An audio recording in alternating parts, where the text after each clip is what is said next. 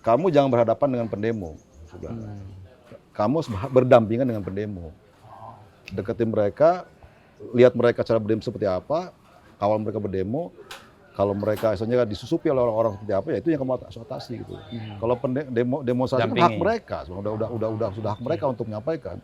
Dan nggak ada kaitan dengan kamu gitu loh. Saya ingat betul waktu 98 ada ketidaksukaan mahasiswa kepada tentara. 98. Tapi waktu itu bagaimana keputusan Pak Hasan untuk berani masuk? Bahwa Pak Hasan kan tentara juga. Itu kan kayak mempertaruhkan sebuah apa ya? Lo dibenci tapi lo masuk. Itu kan resikonya besar banget. Apa pertimbangan Pak Hasan waktu itu?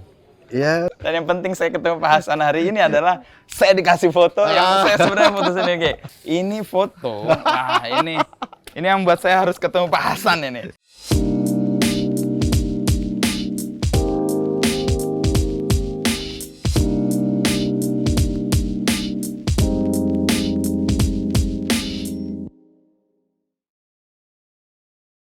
Muhammad Hasan, apa kabar Pak Hasan? Baik Mas Inu. Ketemu lagi. Dari Kodam nih kayaknya tadi? Iya, biasalah, ngantor dulu kita. Kita janjian di tempat yang saya nggak menduga jadi seperti ini. Masa kecil saya main di sini nih. Ini apa Pak Hasan, kalau boleh cerita? Ya ini sebenarnya kan bantaran sungai di pinggir komplek Cijantung kan. Ciba orang nyebutnya, Cijantung bawah. Ciba atau Cibau lah kalau kata orang bilang seperti itu. Ya, saya lihat ini hanya sungai ini enak kalau dibuat tempat-tempat nongkrong. Tanya buat tempat nongkrong doang nih. Tadinya awalnya bikin begitu.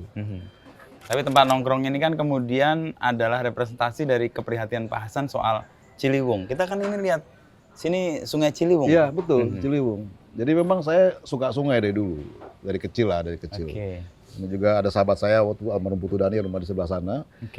Yang pertama kali bikin sungai seperti ini, yang saya bikin lah untuk waktu saya Wadanjen saya bikin untuk tempat healing doang lah. Awalnya. Tapi capek-capek nongkrong sini kan, sore lihat alam begini enak gitu. Ya saya bikin begini hanya ya tiba-tiba jadi tempat nongkrong begini lah sekarang. Dari kecil suka sungai. Dulu kecilnya Pak Hasan bukan di Bandung? Ya di Bandung tapi zaman-zaman tahun 70-an di Bandung, saya kan lihat tahun 70-an di Bandung kan ya. Bandung tuh masih banyak tempat sungai buat mandi lah gitu. Sekarang jadi memori masa kecil, kemudian kita sering main sungai kan, itu yang membuat saya sampai sekarang masih suka sungai lah seperti itu. Dari Bandung, lalu Pak Hasan kan sempat balik ke kampung halaman atau gimana? Saya lahir di Bandung, kemudian saya menamatkan SD sampai SMP di Bandung. Sampai kelas 2 saya sampai 4 Bandung itu. Tapi tahun 84 bapak saya meninggal. Umur saya 13 tahun bapak saya meninggal. Ibu cuma bertahan setahun di Bandung hanya. Lah kita pulang kampung lah katanya. Kampung ke Bukit Tinggi. Kampung Bukit Tinggi. Di sana lanjut SMP kelas 2 sampai SMA baru saya masuk Akmil seperti itu. Keinginan untuk jadi tentara itu gimana dulu awal mulanya, Pak Hasan? Kalau dibilang terpaksa juga kayaknya ya.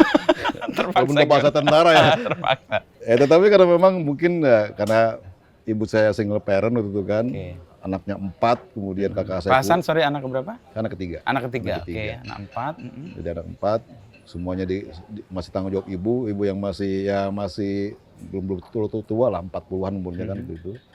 Jadi kakak saya udah kuliah di UNAN waktu itu. Yang kedua, yang pertama sudah kerja. Di bawah saya ada adik saya, masih SMA. Sebelum saya pikir saya mau masuk apa nih? Saya pengen kuliah tadinya gitu loh. Saya pengen kayak Mas Inu dulu tuh, bikin jadi wartawan kan. Selalu daftar ke jurnalistik Unpad waktu itu kan. Iya, sebelum mau ke Akmil. Iya, pas berbarengan loh itu kan. Dulu kan ada Sepenmaru namanya tuh kan. Nah, saya ikut daftar juga, tapi saya ikut Akmil. Tapi yang lanjut Akmil. Kan kalau Sepenmaru kan nggak tahu kita hasilnya kapan kan. Betul. Nggak tahu sampai Akmil kan. April itu udah proses kan? Udah proses. Soalnya saya betah masuk Akmil, alhamdulillah sampai Magelang, lulus Magelang ya udahlah. Anak ini sekolahnya gratis sebenarnya. Sedikit terpaksa. Ya, tapi pilihannya keadaan. Tapi enak ya. Ya, tapi saya juga ya mungkin karena keluarga kakek saya juga tentara, bapak saya tentara juga. Jadi ya mungkin itu alam sadar ya. Tanpa sadar. Dan memang saya satu-satunya anak keluarga saya yang jadi tentara gitu loh. Gitu, melanjutkan tradisi kakek dan keluarga dan bapak besar. saya gitu. Ya, tanpa sadar seperti itu kejadiannya sebenarnya. Ya alhamdulillah kan. Saya pernah baca Pak Hasan itu suka menulis. Betul. Makanya ketika lulus SMA mau jadi wartawan kan di Unpad. Betul. Itu gimana cerita Ya bisa nggak tahu, saya kan menikmati? ya punya hobi nulis-nulis lah, nulis di mading lah, bikin puisi segala macam. Itu sering banget saya bikin dulu tuh kan. Bahkan sampai dengan saya sekarang saya masih suka nulis kan sebenarnya kan, walaupun waktunya ya nggak Nggak intens sekali ya? intens sekali lah. Tapi gitu. sela-sela waktu itu pasti nulis? Ya pasti ada lah. Saya harus suka cerita tentang pengalaman-pengalaman saya. Bahkan saya nulis cerita tentang pengalaman tugas saya seperti apa, saya tulis seperti itu. Cuman saya sempat dapat bikin buku satu lah. Oh iya, buku waktu Pak Hasan jadi dan Grup A. Grup A ya, Iya. untuk pengawalan Pak Presiden Iya. Jokowi. Itu berawal dari setiap berangkat ngawal Pak Jokowi itu saya catat di handphone saya. Oh iya. Di handphone, tanggal sekian, bulan sekian, kemana. Oh detail. Saya Wah catat ini begitu. bakat nulisnya emang Ya, udah kelihatan. Terus cuma singkat-singkat doang kan, Ah. hanya saya dapatlah catatan. Dari 165 kunjungan saya dapat catatan di situ. Oh, oke. Jumlahnya kemana saya tahu, hafal semua. Waktunya, jamnya bahkan. Nah itulah, tanya saya mau simpen aja, udahlah katanya. Ketemulah sama Mas Hartono orang Kompas. Mas, bikin Itu buku tuh teman saya bagus di katanya. istana dulu. Iya, Ya, bagus ya. juga. Mhm. Hanya saya tergerak untuk bikin. Pelan-pelan dari tahun 2001 saya Susun ulang. susun ulang. Tapi nggak semua saya bukukan karena kan semua pengalaman itu ada 165 kan. Tapi Ya.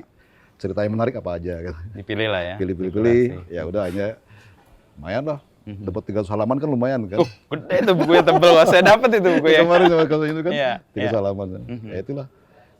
Tapi- Apa yang paling kuat dari pengalaman Pak Hasan ketika menjadi dan Grup A lalu kemudian mencatat itu? Biasanya apa yang momen yang membuat Pak Hasan, ini perlu dicatat nih, ini penting nih? Ya selain mungkin saya seneng nyatet aja, seneng nulis karena kan itu tadi kan mungkin ini nggak akan terulang buat saya nanti ke depan seperti ini kan.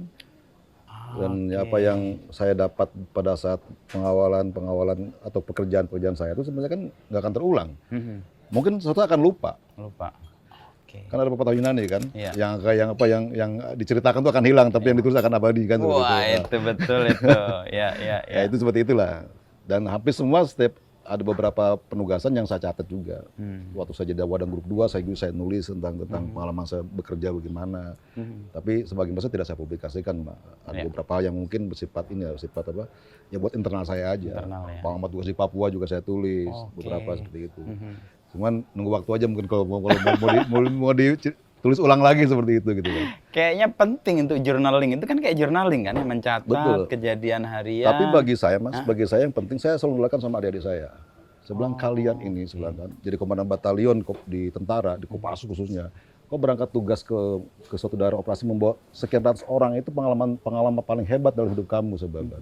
Kalau kamu nggak nyatet, kamu nggak nulis, nggak abadikan, minimal buat pribadi kamu kan kehilangan cerita sebenarnya. Kan seperti itu. Dan memang waktu saya bertugas di Papua ada beberapa komandan batalion yang ikut saya suruh nulis, saya paksa nulis. Kamu cerita tentang pengalaman mau patroli kemana, kayak kamu mau ke sungai, kayak ketemu siapa? ketemu siapa, kayak caranya gampang sebenarnya kan. Kau panggil anak buahmu yang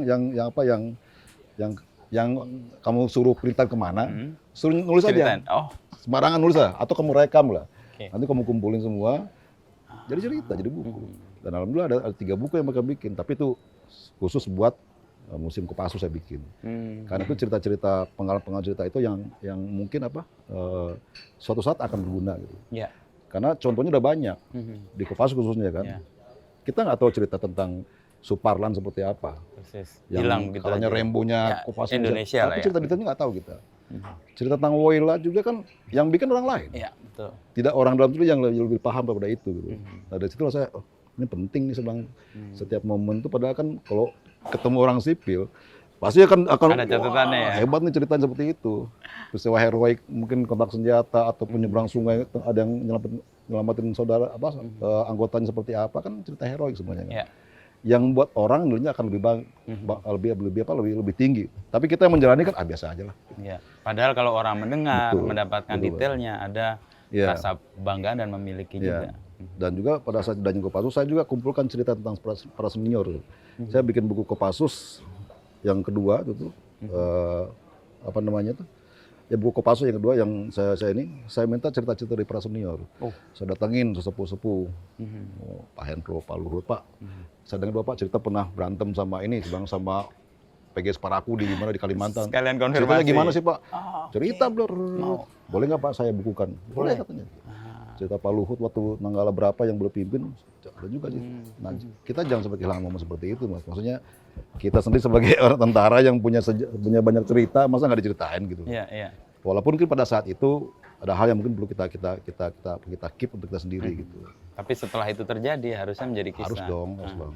Ya, nanti generasi di bawah saya mungkin 10 di bawah saya, 30 di bawah saya nggak ngerti cerita seniornya gitu. Persis. Kan seperti itu. Nah, kesadaran Pak Hasan tentang pentingnya menulis, apalagi ini kalau kita definisikan seorang tentara dan menulis ini jarang banget nih. Nah, itu dari mana kesadaran itu? Ya mungkin saya kan dari dulu suka nulis aja gitu, suka nyatet, suka nulis, suka ya kebawa lah. Ya, jadi kayak balas dendam nggak terima di Unpad jurnalistik, ya udahlah ini dipakai. Ya mungkin juga karena saya mungkin nggak terlalu banyak suka ngomong saya keluarkan.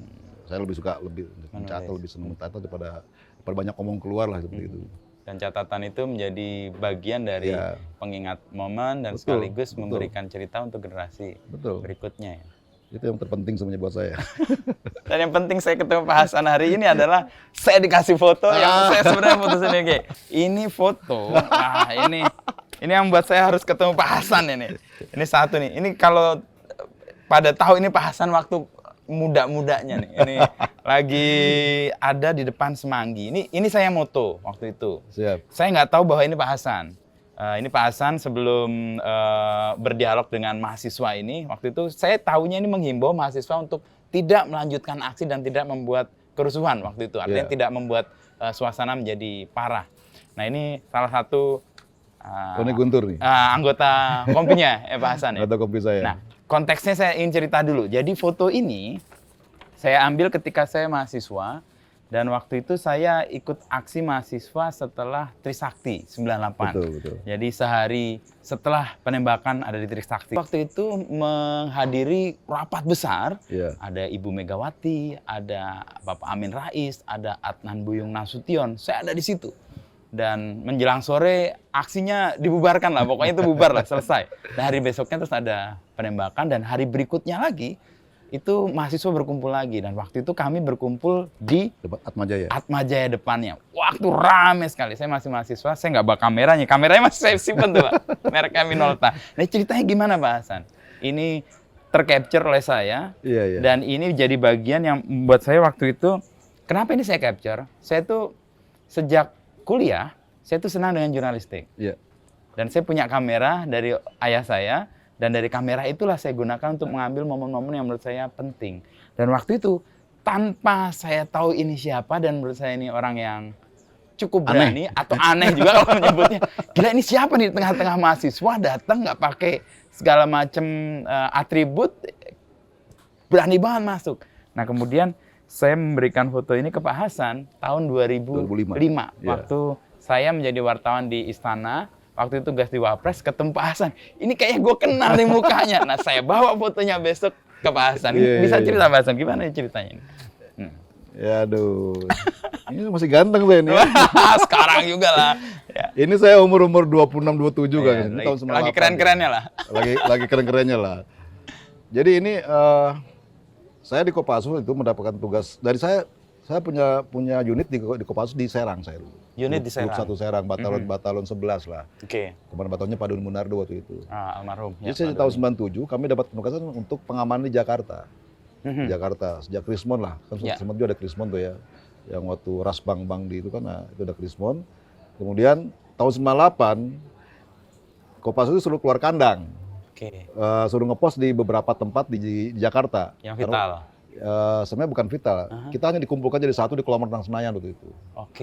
Di akuatik itu. Di akuatik itu.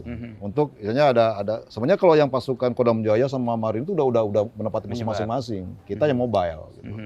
Jadi saya ingat waktu itu saya diperintahkan sama Pak Doni itu, San kamu ke ini, ke Atmajaya. Itu ada pengumpulan massa sampai berapa ribu katanya. Saya satu kompi. Kompi saya hanya satu SSK, bukan satu kopi full ya. Kalau satu kopi berapa tuh jumlahnya kira-kira? Sekitar 100 orang aja. 100 orang. Kalau satu kopi full kan 140 sekian kan. Tapi ini karena SSK jadi 100 orangan lah. Suruh ke Atmajaya. Saya nggak, zaman dulu kan belum ada Google Maps, belum ada kan, kita masuk aja. Dan memang kita suruh pakai baju begini gitu.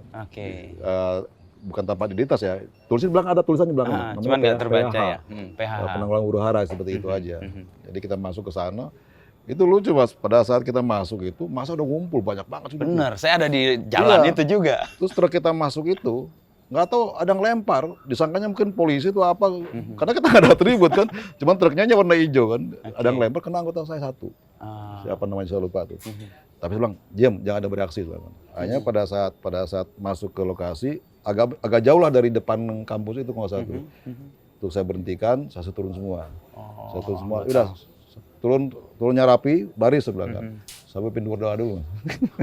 Sebelum bergerak. Sebelum bergerak, hadap kanan sebelah kan kita berdoa. Kita memasukkan tugas untuk mengamankan mengamankan demo ini supaya jangan anarkis dan tidak ini. Karena pesannya jangan sampai anarkis. Karena dari waktu itu ada ya mungkin data intelijen lah ya. Ada penyusupan masuk ke kelompok-kelompok mahasiswa ini gitu kan. Hanya kita masuk, setelah berdoa hadap kiri sebelah kan jalan prak. Itu kan orang yang lihat ini siapa nih gitu kan, tentara bukan. Termasuk saya yang karena kita nggak terpengaruh sama situasi orang teriak segala macam, ya kita cuek aja. Wah itu saya bilang saya akan menemui pimpinan demo, gitu. Saya nggak tahu pimpinan demo yang mana tuh, nggak tahu banyak banget nih. Cuman yang tahu yang pasti yang bawa toa kan. Udah saya deketin belakang. Hanya saya bawa toa juga sebenarnya kan. Hanya saya deketin, nggak tahu saya orang ini pakai toa ini ya. Pertama saya kan menghimbau nih pakai toanya mereka nih kan. Toa mereka. Maksudnya itu menyampaikan bahwa kita dari pihak keamanan akan diperintahkan untuk mengamankan jalannya demo. Sedangkan kita akan mencoba mengawal sebaik mungkin, tapi jangan anarkis. Kalau anarkis kita akan bubarkan seperti itu. Itu aja menghimbauan saya, mungkin saya lupa lagi detailnya. Padahal nggak sampai 100 anggota ya? Nggak sampai 100 Mas.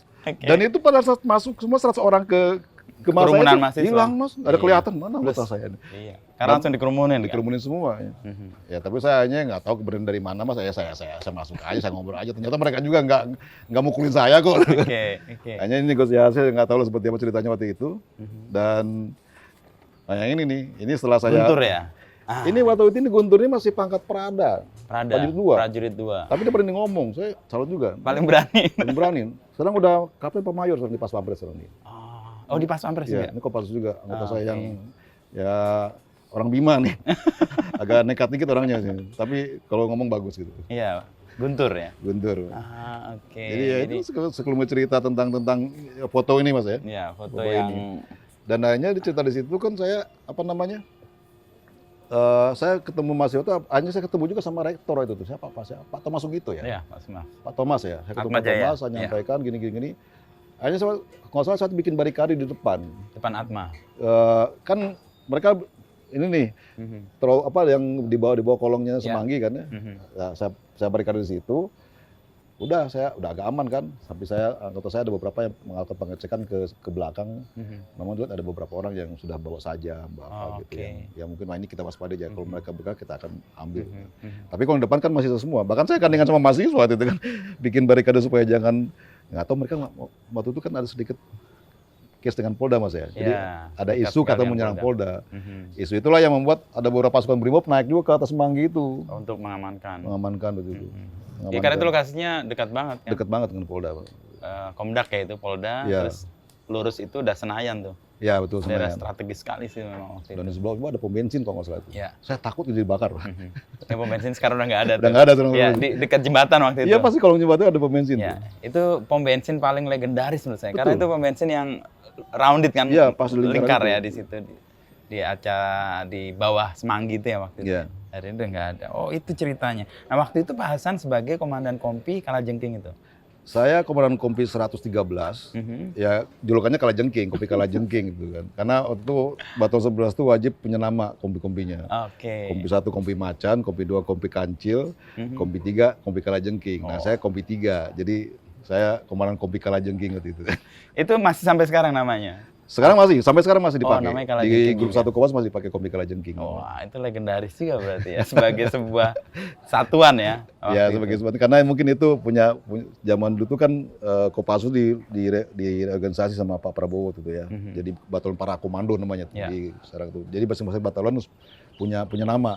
Punya nama dan kompinya itu punya masing-masing simbol gitu.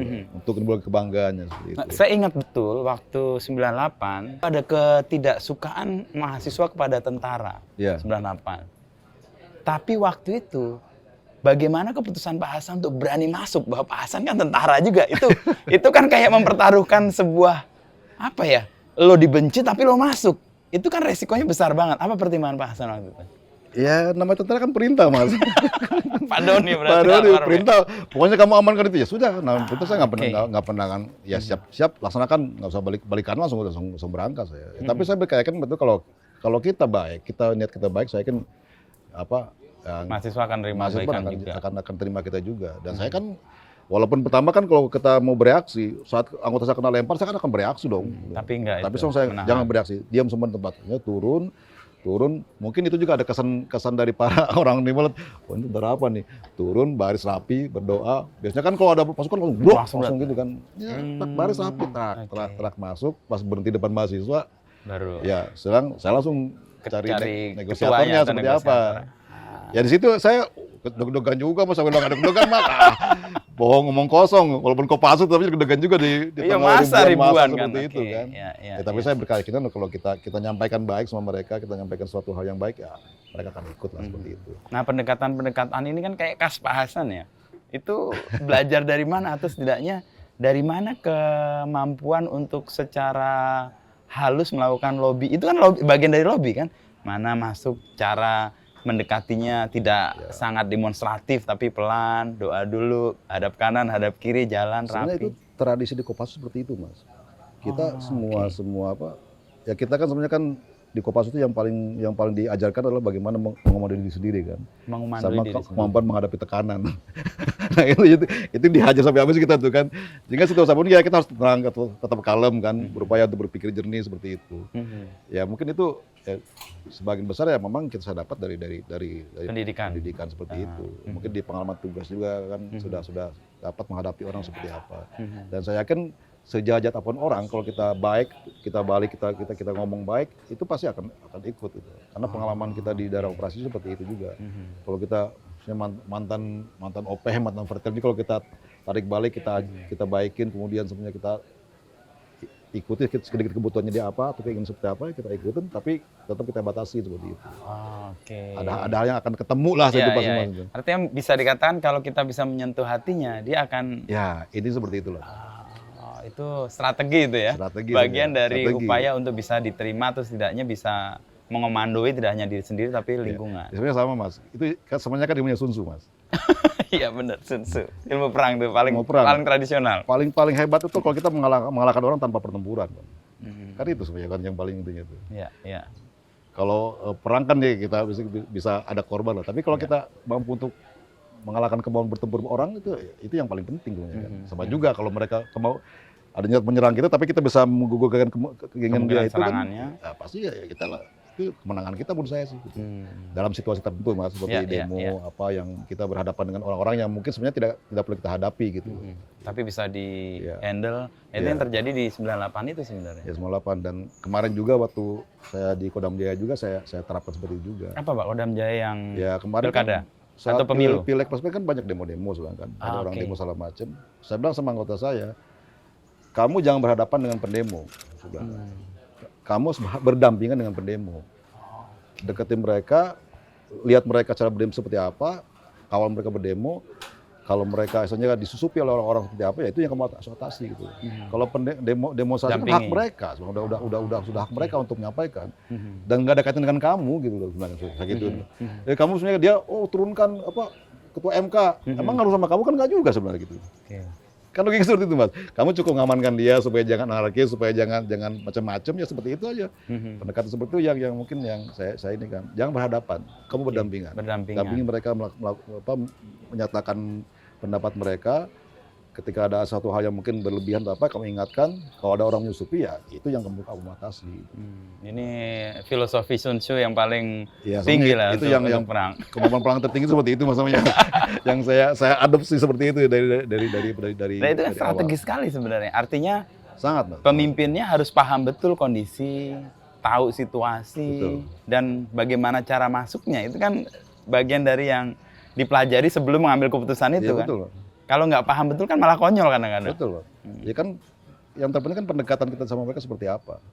Sama mitigasi kita seperti apa pada saat kita mengetahui akan terjadi sesuatu. Kayak Pileg Pilpres Jakarta kemarin kan, saya melakukan proses mitigasi namanya. Mitigasi ancaman sama kerawanan. Oke, dua itu, ancaman sama kerawanan. Dan itu sebenarnya sudah diungkap sama Bawaslu. Ada indeks kerawanan pemilu, Mas. Ya. Cuman mereka global kan.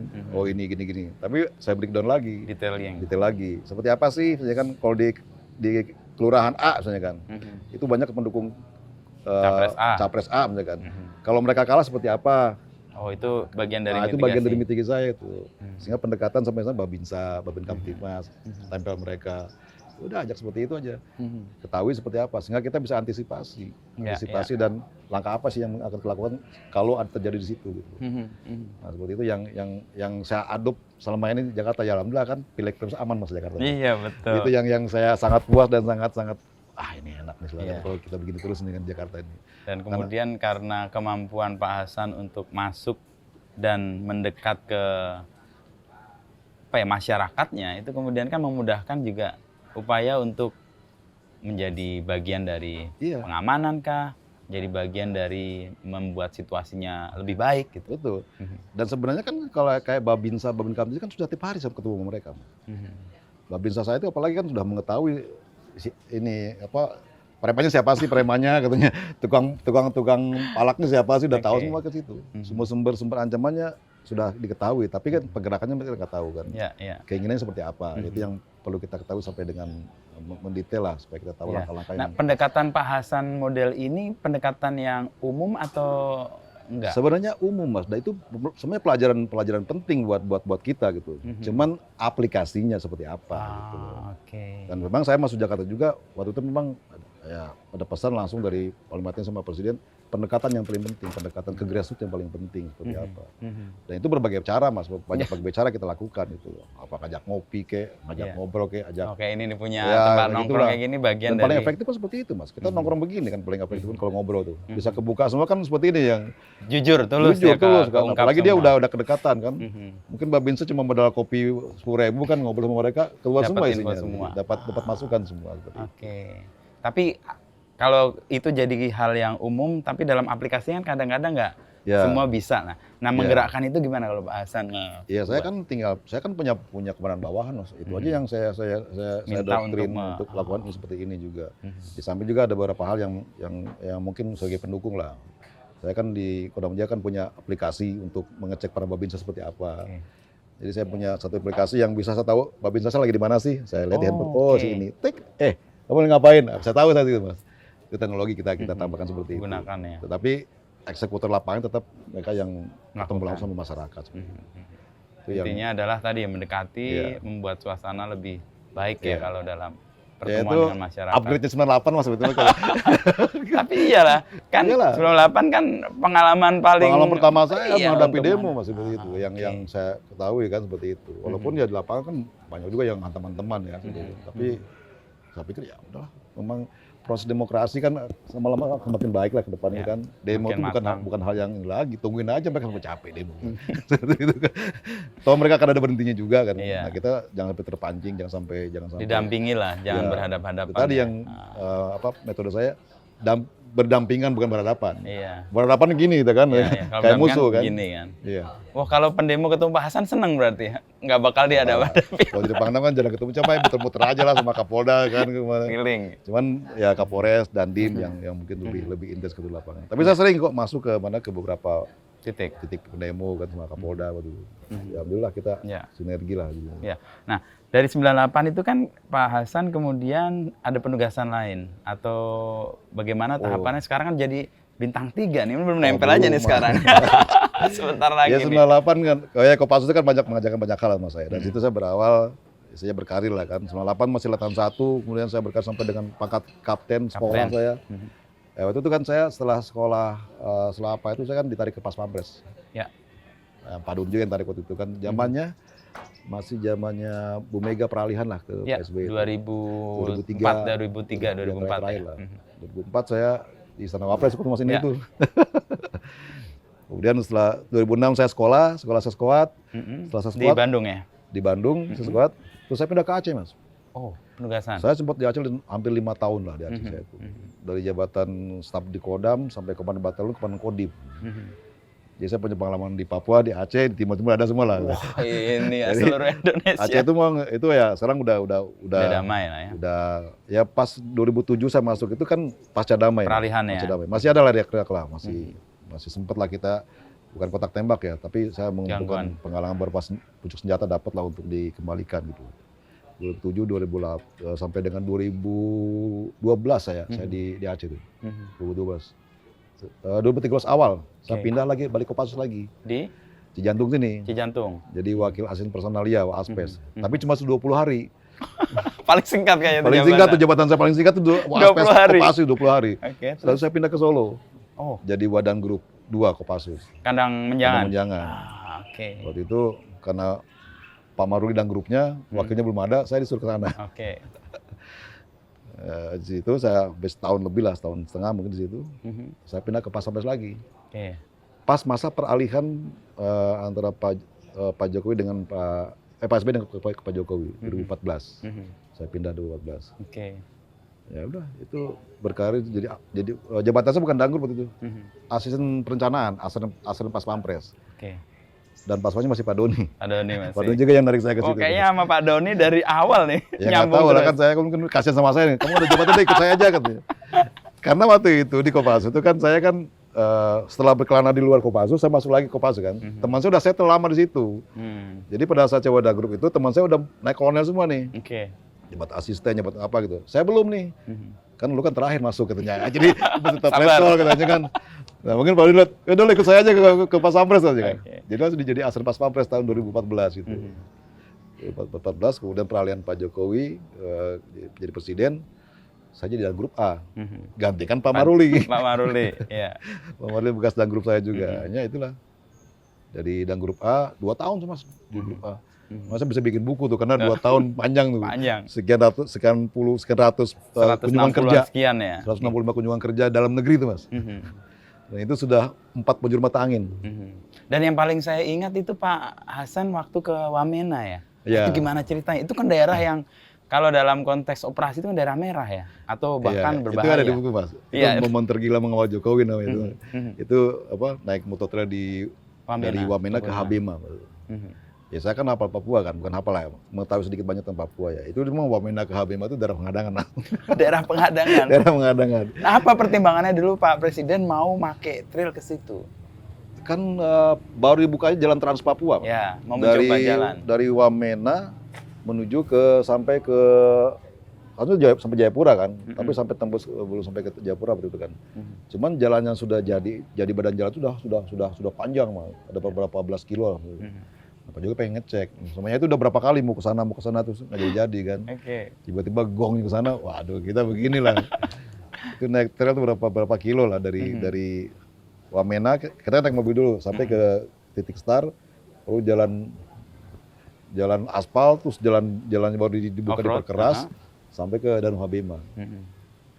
Itu 9 kiloan lebih lah sekitar itu. Nah itu memang gini Mas, karena saya tahu antara Habima dengan Wamena itu ada titik penghadangan ke arah namanya Lanijaya, Kabupaten Lanijaya. Itu dulu ada kelompok yang pernah kontak sama saya, namanya kelompok OPM-nya Lanijaya, pimpinan Forum Okumen Wendan namanya. Itu punya minimi Mas. Itu beresiko banget. Beresiko banget. Cuman memang saya yakin kan TNI pasti digelar lah, digelar di sepanjang jalan Papua itu pasti nggak mungkin nggak kan waktu itu kan pasti Satgas Kodam di Papua kemudian semua pada ini. Cuman kan takut tiba-tiba penyelenggaraan satu muncul ya. Tapi saya kan coba cari informasi juga di situ tentang keberadaan. Ternyata mereka udah disimpan jauh lah sama anak-anak situ. Nggak sampai turun ke pinggir jalan lah gitu. Ya itulah apa yang akhirnya sampai Habima kita pulang lagi ngawal Pak Jokowi yang naik motor naik trail kan. Apa historis itu kan cerita foto dan pengalaman. Pak Jokowi baru 2 kali latihan motor itu. Oh, langsung dipakai. Iya, itu motornya saya bawa langsung dari Bogor. Karena saya nggak mau berisiko motor yang lain dipakai di sana kan. Jadi motor yang kita siapkan dari Bogor kita pakai beliau. Dibawa. Latihan pertamanya di Bogor. Di Bogor sekali. Terus kedua terakhir di belakang Kodim Mas, nyetar. Langsung jalan. Wah, itu. Wah, itu rumit juga tuh pengamanannya satu, yang kedua penyiapan perangkat dan kendaraannya. Secara institusi mungkin TNI udah nyiapkan untuk pengamanan sih, Pak. Ya, saya yakin itu aja. Pak Jokowi yakin, masa kita enggak sih? Kan gitu Mas, keyakinannya kan. Beliau yakin sama pengamanannya kan. Kan itu istilah Pak Jokowi itu, Pak. Saya mau jalan, urusan pengamanan urusan lu kan. Ya kan itu kalau Pak Jokowi kan. Ditantangin ya. Memang itu Mas, kan saya dapat dari kenapa pengamanan kok sekarang Pak Sampes itu kan lebih fleksibel, lebih apa? Ya karena Pak Presidennya ngerasa kan begitu. Aman, ya. Dan dia yakin, yang penting yakin dengan pengamanannya kan. Lu terserah aja saya mau ke sini. Kan pernah juga waktu belum saya zaman Pak Maruli dan grup lah. Waktu Presiden Jokowi pengen ke Nduga. Nduga ya benar. Nduga itu darah merah habis Mas. Iya, iya. Udah dilarang semua sama Panglima TNI waktu untuk yang datang. di sini jaga Pangdam juga ngelarang. Saya bilang saya mau ke sana katanya. Pokoknya saya ke sana, selebihnya urusan kalian katanya. Kan selesai Mas. Jadilah. Jadilah seperti itu. Ya itulah. Tapi satu lagi kan selama menjadi Dan Group kan ada juga yang mengatakan, dan ini terekam oleh masyarakat sih, Pak Jokowi itu nggak pengen ada bunyi-bunyi sirene atau ya ketika pengawalan terlalu mencolok, itu emang betul? Betul Pak. Apa pertimbangannya Pak Hasan? Dan respon pengamanan gimana melihat itu? Ya awal-awal kan beliau merubah jumlah kendaraan sebenarnya yang paling pertama. Jumlah rangkaian Rangkaian itu kan dulu normanya 12-13 lah, kan rutin dari Bogor ke Jakarta 12-13 kendaraan. Beliau coba paling banyak 6 katanya. Berarti potong Separuhnya. separuh dong Mas. Padahal masing-masing mobil itu punya fungsi kan, punya fungsi, punya kegunaan lah. Ya itulah yang kita membuat improvisasi akhirnya seperti itu. Ya hanya 6 mobil kita majukan ke depan, kemudian jalan. Ya saya bilang nanti 5-7 menit baru belakang nyusul. Jadi nggak satu rangkaian jadi nggak itu, penuh. tapi pertimbangan beliau karena beliau tidak pengen kelihatan ada arogansi situlah. Tentang rangkaian presiden juga istilahnya minta prioritas kemudian apa seperti itu. Dan memang nggak boleh bunyi sirine sama beliau. Iya, iya. Dan pada saat di Bogor kan macet tuh Mas. Ya Cuma dia ikut aja pelan-pelan. Seperti itu. Dan itu di setiap daerah seperti itu beliau. Rangkaiannya tidak boleh panjang, kemudian tidak mengganggu sirine. Ya dengan lampu aja cukup lah katanya, kan lampunya polisi sampai lampunya motor itu kan udah ketahuan orang gitu. tahu ya. Iya, seperti itu. Itu pertimbangan langsung dari Pak Jokowi. Dan itu hanya kita berinisiatif untuk memodifikasi pengamanan, mensinkronkan rasa aman dan nyaman. Nah, itu yang paling susah itu Mas. Itu yang paling susah sebenarnya. Aman dan nyaman, karena biasanya kalau aman belum tentu nyaman. Betul, kan? Mas. Karena kan pengamanan yang high maksimum security itu kan pasti menggerus kenyamanan Mas. Persis. Harus begini kan diatur. Tapi belum pengen nyaman tapi aman. Nah itu mikirlah kalau mikir nah, strategi lagi tuh. Nah itu yang hanya membuat kita ya sedikit kreatif lah seperti itu di Pas Sampes. Nah itu merubah pola pengamanan aja semua. Iya, iya. Dan ternyata bisa ya. Bisa, lancar-lancar aja kok. Iya, lancar. Kita campur doa Mas. Tadi kasih yang Pak Hasan lakukan sih, melakukan sesuatu dengan strategi yang baru, apalagi ada tantangan yang real gitu ya. Betul. Tapi ya mempertemukan di tengah-tengahnya tuh antara nyaman dan aman, itu kan dua hal yang kontras, tapi bisa ketemu. Nah itu yang ketemu di pengawalannya mungkin sekarang. Habis itu terus dan grup A 2 tahun itu ya Pak? 2 tahun grup A saya ke Bogor. Bogor, ya deket-deket juga lah sama istana. Bogor, nah itu di luar pagar lah. Luar pagar setahun, habis saya pindah ke Cijantung lagi saya pindah. Cijantung, pulang lagi. Selama Wayu Kopassus saya banyak di Papua karena saya memimpin Satgas di Papua waktu itu. Pas di Papua tiba-tiba jadi skep jadi Danjen Kopassus. Itu kaget setengah mati saya itu karena kan nggak menduga. Tidak menduga karena kan biasanya kan pakemnya kan habis Danjen kemana gitu baru masuk lagi gitu. Tapi tiba dapat tantangan, dapat apa namanya? Yang nggak tahu anugerah apa tantangan apa seperti apa aja langsung jadi Danjen Kopassus pada masa Covid. Iya. Persis pas Covid itu ya. Dan Kopassus tahun 5 bulan saya jadi Pangdam di Aceh. Balik di Aceh lagi. setahun 5 bulan juga. Ditarik ke Kodam Jaya lagi.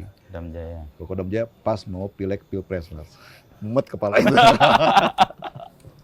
Ditarik lagi di pusat ketika dibutuhkan. Ketika ya kita akan menghadapi situasi yang sangat krusial dengan gambaran 2019 maksud itu ya. Hanya tadi yang saya cerita ya, hanya saya berpikir bagaimana melakukan pola mitigasi ancaman kerawanan dan sebagainya. Sinergi dengan Kapolda, dengan semuanya, ya hanya aman alhamdulillah seperti itu. Ya, dari semua tahapan yang tadi Pak Hasan lalui ya dan jalani kan, kayaknya enjoy banget tuh semua karena semua ada tantangannya, ada ceritanya yang banyak kemudian diceritakan kan karena dicatat dan dibukukan kan pengalaman jadi Dan Grup A. Ada selama perjalanan itu yang menurut Pak Hasan juga menarik sekali, tapi belum banyak orang tahu apa. Ya sebenarnya banyak Mas. Ya ketika saya mungkin yang waktu Wadang Group lah kan, waktu Wadang Group juga saya banyak liku-liku juga kan. Pas waktu itu kan ada peristiwa Cebongan Mas. Oh iya, Cebongan itu Pak Hasan di? Ya waktu Wadang Group kedua kan, sama Pak Maruli waktu itu. Berarti di Karangmenjangan? Karangmenjangan. Itu kan bikin ketok-ketir juga semua kan. Tapi ya lewat semua lah, ini kan proses semua berjalan dengan rapi semuanya. Hanya ya kita pindah juga lah. Selamat lah kita juga seperti itu kan. Tapi apa sebenarnya dulu kecebongan itu yang mengkhawatirkan atau bikin ketir-ketir, Pak? Ya yang mengkhawatirkan kan ya Pemprov TNI Polri itu Mas yang paling kita khawatirkan sebenarnya kan. Kalau yang korban yang kena itu kan ya preman-preman lah sebenarnya kan. Itu kan orang Jogja kan ada senang juga sebenarnya kan. Karena premannya habis kan. Tapi yang mengkhawatirkan adalah bentrok dua itu yang institusi maksudnya itu, di sisi itu. Tapi ketegangan malah itu. kalau saya dapat melihat itu ada preman yang kena itu kan karena masyarakat Jogja selama ini banyak juga terancam oleh mereka gitu. Ya. Malah saya banyak dukungan buat kita gitu. Bukan buat kita dari masyarakat Solo sama Jogja ya support. Kopassus salah tapi nggak bisa dipersalahkan katanya. Karena termasuk bantu masyarakat juga mengamankan preman katanya. Walaupun di sisi kriminalnya salah lah, sisi pidananya salah seperti itu. Tapi ketar-ketir bahwa ini dua institusi bisa punya potensi itu yang itu kan karena bisa kan dilalui ya. Ada yang keterlibatan polisi juga situ kan yang salah satu anggota yang itu juga. Ya itu udah zaman-zaman dulu lah, zaman-zaman letkol kan masih middle leader lah situ kan. Jadi aduh kita minta seperti apa gitu kan. Ya itu awal-awal saya di Jogja cukup dekat dengan saya karena itu Cebongan kan dekat arah Sleman dan ke arah Magelang gitu ya. Daerah situ ya, kawasan kebayang sih. Itu waktu itu Pak Hasan di Karangmenjangan waktu itu ya. Kandang Menjangan ya. Di Kartosuro tuh. Kartosuro ya betul. Yang terkenal itu. Kalau lewat situ polisi tidurnya banyak. Oh, zaman saya udah saya hilangin Mas. Oh, oke. Karena nggak bagus lah itu. Itu kan jalur lintas Solo Jogja kan. Iya. Udah, maksudnya cukup di sebelah kanannya aja yang jalur khususnya aja. Kalau itu kan truk lewat semua. Iya. Mengganggu juga sih. Mengganggu juga dan itu kan setiap minggu pasti ramai situ kan. Bagian dari mengambil hati masyarakat juga sih kalau membuat gangguan kan hati masyarakat terganggu juga. Betul.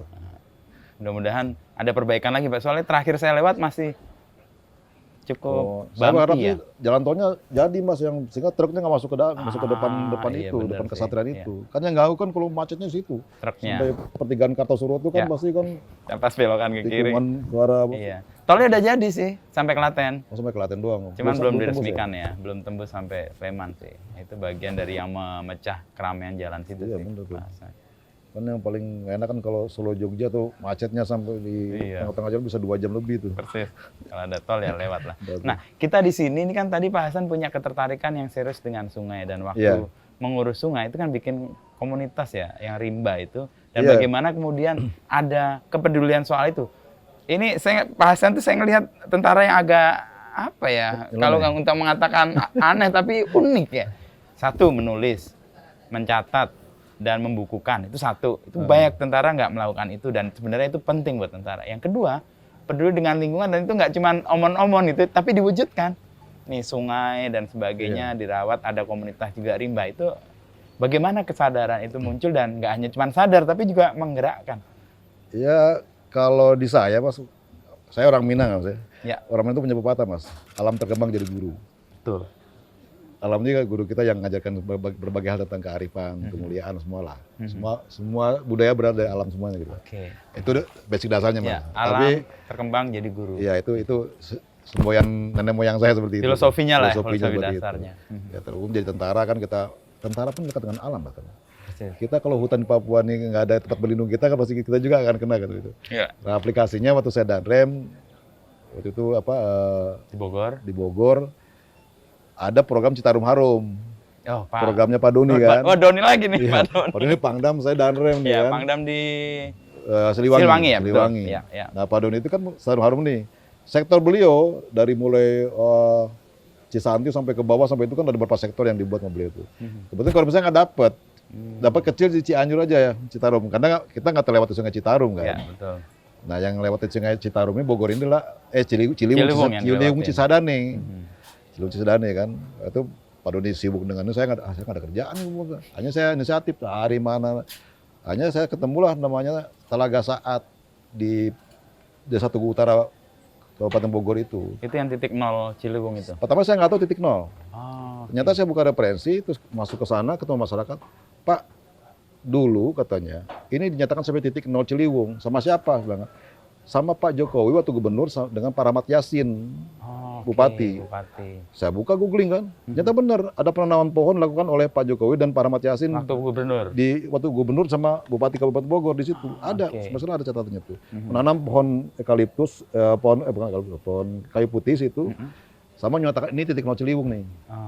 Cuman 2014 waktu itu, ya nggak tertangan lagi, mungkin sempat dibersih sebentar tapi nggak tertangan nih.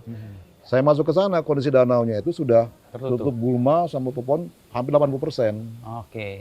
Tapi saya yakin bahwa itu titik nol Ciliwung. Saya tanya sesepuh sana, oh, betul Pak, ini air turun dari 3 gunung di atas itu. Turun ke sini, ketemu di situ. Ngumpul sana, turun ke bawah lagi, ketemu embung lagi, muncul lagi sampai ke bawah gitu.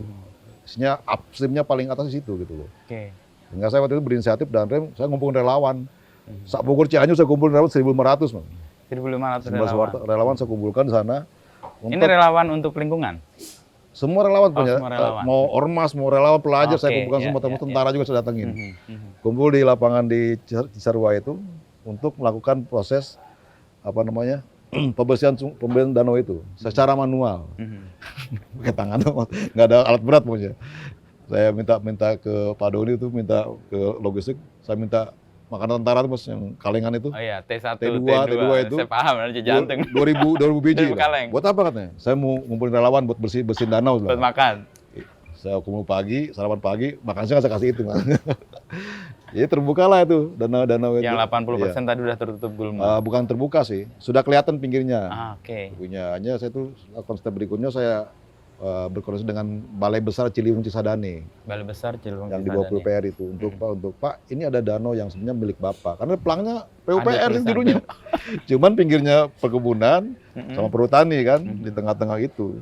Jadi kayaknya saya koordinasi mereka mau bantu, hanya kita pakai alat berat lama-lama. Sampai tahun 2019 saya mau pindah. Nah, itu danau itu sudah terbentuk dan sekarang dikerjain lagi sama pengganti saya. Jadi tempat wisata Mas sekarang. Talaga Saat namanya. Talaga Saat. Itu dan sekarang udah dikenal sebagai titik nol Ciliwung. Pak Menteri udah sering ke sana, sekarang udah jadi tempat wisata yang terawat, memberikan manfaat buat masyarakat itu. Memang tujuan saya mau buka itu, setelah saya selesai, saya kasih mereka. Jadikan desa wisata saya bilang. Ajarin mereka untuk ngelola sungai ini, jaga kebersihannya, jaga semuanya. Ajarin menjadi fotografer buat moto-moto, karena jadi tempat prewedding Mas itu sekarang. Oh iya. Kalau Mas lihat foto-fotonya kan seperti itu. Iya, Telaga itu jadi view untuk alam. View untuk alam. Dan bahkan kebun teh di atas sekarang pernah bikin villa Mas, glamping dengan view-nya danau ini. Gitu. Glamping ya. Danau ini kan jadi view-nya glamping itu, padahal dulu serem Mas itu. Iya, orang nggak membayangkan itu jadi tempat wisata yang bagus lah ya. Nah, itu awal saya berkecimpung di bidang sungai, Mas. Tapi itu hanya mengembalikan ketertarikan saya sama alam. Sampai saya survei danau di sekitar Bogor itu ada berapa sih? Ternyata banyak yang hilang, Mas. Dari saya survei ada 300 sekian danau situ, embung yang ada di daerah Bogor, Kabupaten sampai dengan ke Depok sebenarnya tuh, sampai ke bawah itu ada 300-an lebih, Mas. Saya detailnya lupa. Cuman di catatan relawan saya ada tuh. 2019 saya hitung lagi, ternyata udah berkurang banyak, hampir separuh lebih. 300, tinggal 180-an lah. Separuhnya. Separuhnya. Ada yang tertutup karena kecil, kemudian tertutup sama alam sendiri, sama tanah segala macam. Natural lah ya. Iya. Ada lagi karena pengembangan. Perumahan. Ya itu loh yang sekarang jadi perumahan itu kan ada apa misalnya kan perumahan ini ada lake view katanya. Itu danaunya kan bekas embungnya itu juga gitu. Mereka nggak beli danaunya tapi memanfaatkan. Mereka beli tanah tapi nggak beli danau, cuma manfaatin danau kan. Karena setiap perumahan ada danaunya seperti itu. Ya di Bogor itu ada beberapa perumahan elit yang view-nya danau. Dan itu bagian dari daerah resapan airnya Ciliwung sebenarnya. Yang sebenarnya harus dipelihara dan harus dikembangin lagi. Sebenarnya kalau dibuka lagi semuanya danau itu, air nggak langsung ke. Sebenarnya air tidak langsung turun ke bawah kan. Walaupun Bogor kota hujan, tapi kan dengan tampungan air yang ada di danau itu bisa nampung. Tadi itu ya. Debit air nggak akan tinggi ke bawah. Ini kan debit di Katulampa tinggi karena kan air tidak lewat sungai. Langsung enggak resap. Tidak meresap, tidak lewat langsung tampungannya, langsung di permukaan, Gelontor di masuk ke sungai, langsung tinggi debitnya, sampai ke sini Mas. Iya.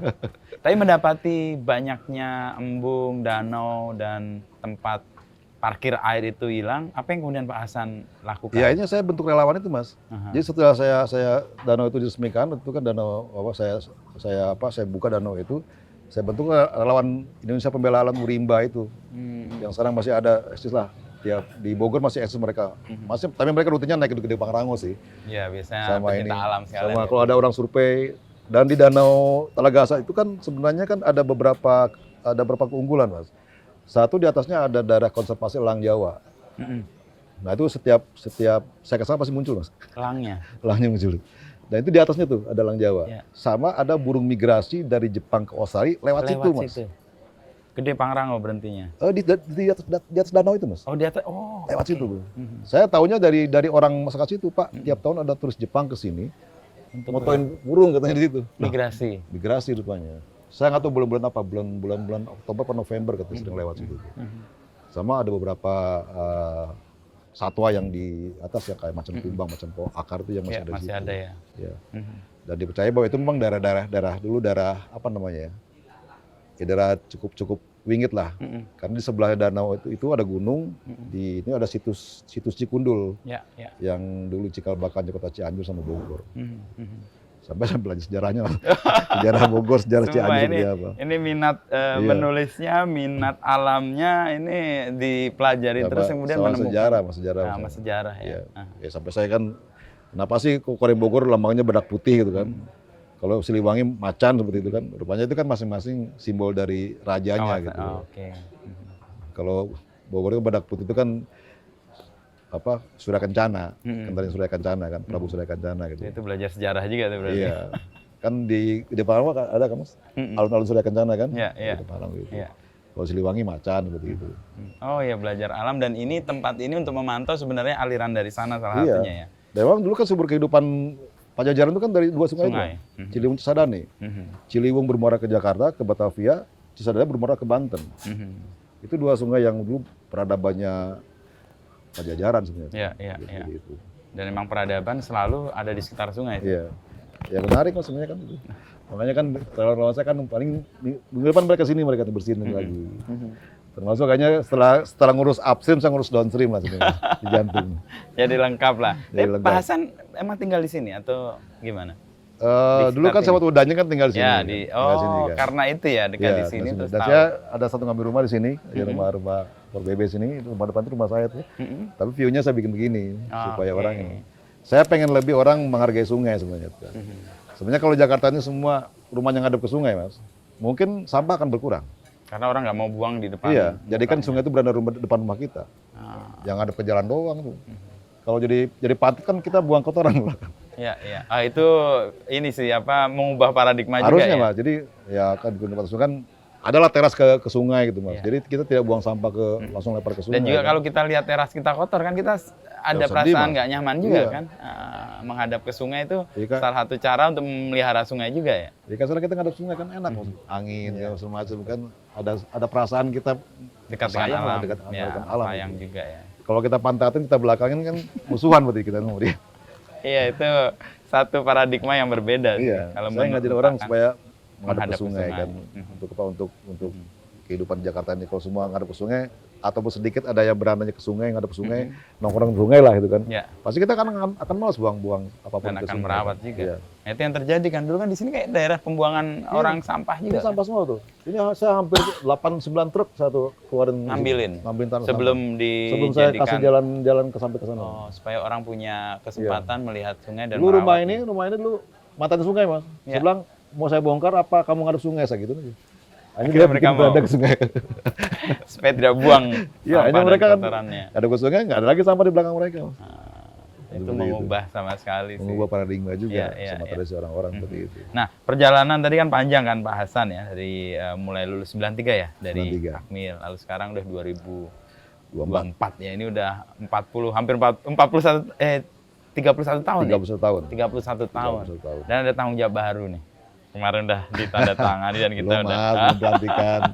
masih berdapat skepnya aja. Iya, iya. Tapi itu sebagai sebuah tanggung jawab baru, apa yang Pak Hasan maknai gitu ya sebagai sebuah penugasan? Ya kalau bagi saya setiap jabatan, pangkat atau penugasan baru itu ya sebuah tantangan lah sebenarnya. Dan juga sebuah tanggung jawab yang memang harus saya kerjakan dengan sebaik-baiknya gitu. Dan pasti kita dengan pengalaman yang sudah kita punya di beberapa tempat menghadapi lagi yang lebih tinggi lagi ya tentu akan nuansanya akan berbeda lah. Di upgrade lah ya. Walaupun kita udah punya basic lah untuk memimpin seperti apa, tapi kan dengan kondisi ya saya mesti belajar lagi lah, mempelajari pasukannya lagi seperti apa, staf saya seperti apa, karakter pasukan seperti apa, dan wilayah seperti apa. Karena kan nanti kalau saya ke tempat yang baru kan lebih luas, lebih jangkauannya lebih luas. Ya, tanggung jawab juga lebih besar pasti Pak. Dan orangnya orang tempur semua gitu kan. Kalau kemarin kan saya mengasih Babinsa, nggak ada dan Ramil yang mungkin mindset untuk penggalangan terus, sama pembinaan terus seperti itu yang kita berikan dokter sama mereka. Tentu harus kan belajar lagi. Yang baru lagi ya. Ya pun pernah di pasukan di Kopassus, tapi kan karakternya mesti kita pelajari lagi seperti apa yang harus saya hadapi nanti di tempat penugasan baru. Gitu. Nah, kalau tadi kan Pak Hasan dari kecil gitu ya, kayaknya nih ya jadi tentara tapi jadi wartawan, sekarang dua-duanya jadi satu tuh. Wartawan tapi tentara yang juga menulis. Itu kan sesuatu yang melengkapi mimpi ketika SMA itu kan. Ya mungkin dulu sempat stuck, pas nggak sempet lah kan. Soalnya kan kalau hitung waktu kan mungkin nggak sempet juga kayak di pas-pampres sempat. Cuman karena iseng-iseng aja nulis-nuliskan sekarang di handphone gampang ada note kan mas ya, tulis itu aja, gitu nulis catatannya aja tanggal berapa kemana itu aja kan paling nanti tinggal mikir lagi ini gimana sih ceritanya kemarin dan seperti itu aja kan. Iya, kalau udah di refresh lagi ingat lagi kan pengalamannya. Ya mungkin itu kelebihan saya bisa berefresh lagi kan seperti apa yang saya ingat. Teman-teman atau anak buah ada yang ngikutin gaya Pak Hasan begini? Saya nggak tahu lah, tapi waktu saya wadanjen saya paksa mereka. Saya paksa ada beberapa perwira komandan batalion yang saya tulis, dan ada beberapa yang lanjut sampai sekarang. Ada satu orang saya lupa itu nama itu. Bekas komandan batalion saya bawa ke Papua. Dia menulis. Saya bilang, saya paksa nulis kan, bikin buku di satu. Tiba-tiba pas kemarin dia kasih buku lagi sama saya. Pak, saya bikin buku baru katanya. Wah, hebat sekali kau tuh. Ya gua kan bapak yang ngajarin katanya. Ya ada yang berlanjut, ada juga yang mungkin ya simpen lagi seperti apa. Cuma kan minimal mereka punya catatan tentang penugasan mereka di suatu tempat yang mungkin nggak akan terulang nanti sama dia. Iya betul. Betul. Bahkan saya tidak kesempatan komandan batalion bawa pasukan kan. Saya kesempatan mungkin buat perorangan atau sampai pasukan kecil saja. Tapi mereka satu batalion mereka bawa, berarti kan pengalaman yang hebat buat mereka. Dan itu jangan sampai nggak ingat kamu seperti apa gitu. Itu salah satu yang menginspirasi saya kenapa kok kita ngobrol sore ini. Ini dia. Jadi ini penggal sejarah yang kalau nggak diceritakan sayang banget ini. Saya sendiri masih sangat pengen tahu sebenarnya apa yang terjadi ketika itu, bagaimana anggota kompi yang nggak lengkap kan, nggak 140-an kan, tapi punya kemampuan dan keberanian waktu itu untuk masuk di tengah-tengah mahasiswa, dan itu waktu itu works lah, artinya kelar tuh. Jadi saya ingat abis itu demo nggak rusuh, nggak rame, dan malam sebelum maghrib kami terus membubarkan diri tuh. Iya kan, truk saya dipinjemin mas buat nganter-nganter semua. Saya sampai jam 10:30 malam di situ. Iya. Karena dapat perintah supaya truk saya nganter, kan nggak ada mobil lewat waktu itu kan, sampai dengan jam habis maghrib itu kan. Iya. Aja mobil saya dari maghrib sampai dengan jam 10 malam tuh ngantor ke Senen, Pasar Minggu. Untuk mendrop mahasiswa pulang. Mahasiswa sama masa lah yang sehingga clear semua di situ. Setelah clear semua jam 10:30 saya balik ke Senayan. Meskipun kan dinamika politiknya kan berubah waktu itu ya. Menjelang 21 Mei kan, terus ada juga saya ingat demo berikutnya yang cukup besar. Waktu itu kami berhasil masuk ke DPR. Oh ya. 19 Mei waktu itu. Belum tanggal 20-nya. Jadi waktu itu saya masih ingat betul. 19 Mei itu. Sorry mengatakan nih, waktu itu kami ngerobohin pagar DPR. Itu yang robohin pertama tanggal 19 Mei. Tapi setelah itu kami nggak menginap. Karena kami pergi habis itu. Artinya ada keberhasilan untuk membuka DPR. Waktu itu kan sangat susah ditembus itu. Baru hari berikutnya lah gelombang mahasiswa yang lain nembus lagi dan kemudian bermalam di DPR itu. Sampai akhirnya peristiwa 21 Mei itu. Ya, kalau saya udah nggak ngerti lagi lah kan. Pokoknya saya, yang penting saya disuruh kemana kan, jalan gitu aja. Namanya komandan kompi kan gitu aja.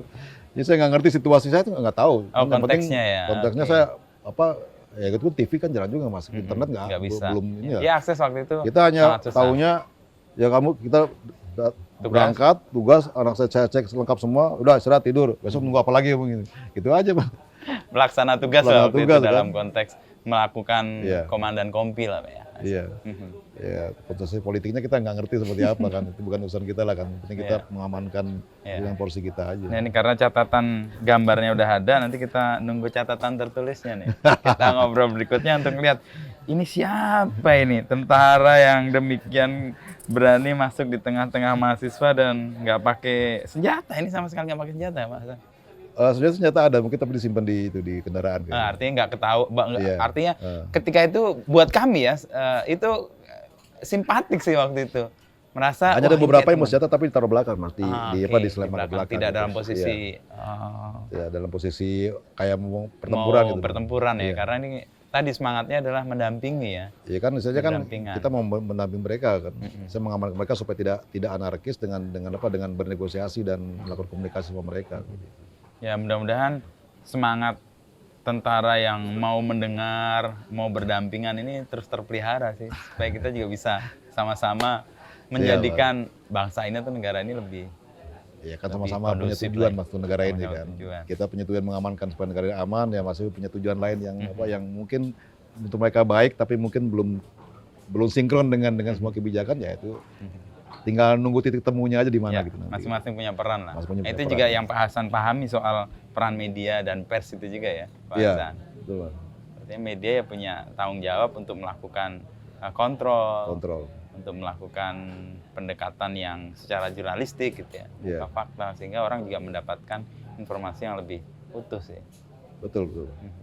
Jadi meskipun nggak belajar jurnalistik di Unpad, akhirnya menulis dan bikin buku. Banyak wartawan nggak bisa nulis buku loh Pak. Oh ya? Pak Hasan nggak harus jadi wartawan, ternyata udah nulis buku. Ya mungkin itu anugerah dari Yang Maha Kuasa mungkin. Walaupun dengan waktu yang singkat, tapi ada dikit-dikit lah kita tulis. Ya sampai sekarang saya masih coba-coba lah. Tinggal apa sih mau saya tulis itu kan. Cuma menulis fiksi susah Mas ya, kalau fiksi susah. Susah Mas ya. Saya juga sedang berupaya untuk itu. Iya. Nah, saya pengen ada pengalaman tugas yang saya fiksikan gitu Mas. Oh, based on true story tapi fiksi kan gitu loh kan. Mungkin endingnya saya rubah gimana seperti itu kan. Supaya lebih kelihatan ceritanya lebih sempurna lah ya. Sempurna gitu. Kalau non fiksi kan ya ceritanya ya nggak bakal sempurna kan. Datar ya. Nggak tahu happy ending apa, sad ending ngerti kan. Cuman ya kita pengen begitu ya. Cuman ya nggak sempet tadi waktunya juga. Kalau udah agak longgar waktunya mungkin bisa ditekuni itu. Kayaknya udah bakat menulisnya udah ada. Nantilah pensiun Mas. Belum lah, masih jauh. Pensiunnya sekarang berapa usia Pak Hasan? Kalau sekarang saya 53, berarti kalau 58 saya 5 tahun lagi. Oh, masih jauh lah. 5 tahun tuh waktu yang, apalagi dalam posisi yang sangat strategis sekarang. Waduh, malah mungkin ini Mas. Capek nunggunya Mas. Gitu Pak Hasan, makasih ngobrol sorenya. Siap, Mas Ibu, terima kasih banyak nih. Yang sangat mengubah bayangan saya tentang Ciliwung. Ya, Mas Ibu kan lama di sini juga. Iya, tapi nggak pernah lihat sungai ini dalam kondisi kayak gini. Dulu itu kan kondisinya ya ini tempat orang melempar sampah dan sebagainya. Makanya saya kemarin agak ragu, Pak Hasan bilang, sana Ciliwung, Cijantung sana, ada tempat. Saya lihat di Instagram, hah ini beneran di Cijantung. Ternyata seeing is believing kan. Begitu kita lihat terus kemudian yakin lah. Ini kan saya bikin supaya orang tahu save Ciliwung sebenarnya. Kita semua sama menyelamatkan Ciliwung lah itu. Wah, ajakan yang simpatik juga sih karena hidup peradaban kita dimulai dari sungai juga. Sungai semua. Makanya semua sungai, semua nama di Jawa Barat sama Jakarta Ci semua kan. Termasuk ini Cijantung. Cijantung. Aduh. Terima kasih banyak Mas Inu. Thank you, Mas Hasan. Ini kalau nggak ada foto itu saya nggak bisa cerita nih. Ini Mas Inu cerita berikutnya. Mas Inu yang memberikan foto ini. Iya, dan ini disimpan Pak Hasan digitalnya. Saya lagi mau cari filmnya nih untuk bisa kita repro, kalau bisa agak gede bisa. Kamera Minolta masih ada? Minolta masih ada. Kamera masih ada. Thank you Pak Hasan. Baik, terima kasih banyak. Sukses selalu. Ya, sama-sama Pak Hasan. Ditunggu kiprah dan novelnya tadi yang mau direncanakan. Masih angan-angan. Masih angan-angan.